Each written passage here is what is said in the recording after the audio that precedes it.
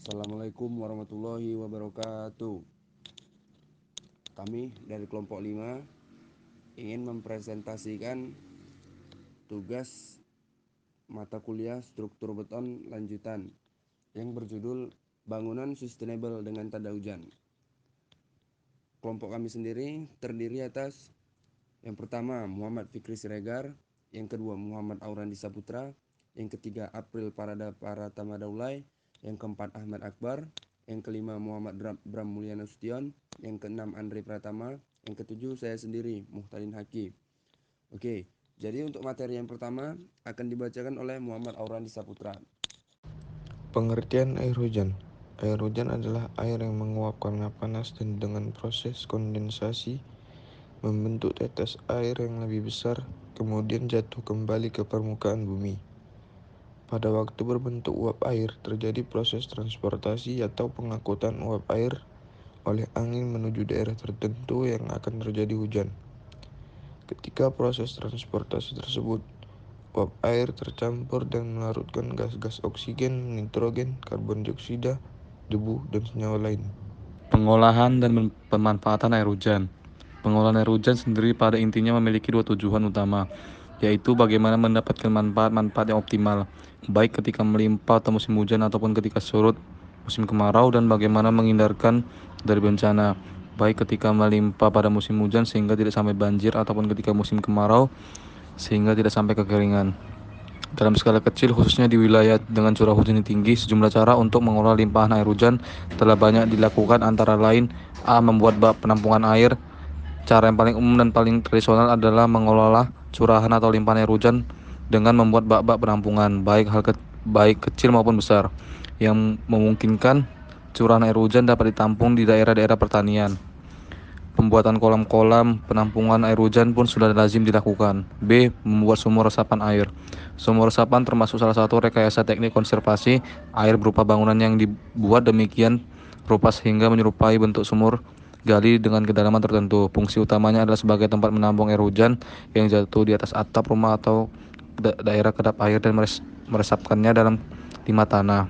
Sumur resapan ini dapat memberikan imbuhan air secara buatan dengan cara menginjeksikan air hujan ke dalam tanah. Sistem pemanenan air hujan melalui atap. Cara kerja pemanenan air hujan adalah menangkap air hujan yang jauh di tempat penangkapan, biasanya melalui jalan, lapangan terbuka, dan atap. Kemudian air dialirkan ke sistem filtering. Air diolah secara fisik dan kimiawi dan terutama menyaring dedaunan dan kotoran lainnya. Selanjutnya air disimpan dan bisa digunakan serta juga bisa dialirkan ke dalam tanah untuk menjadi air tanah.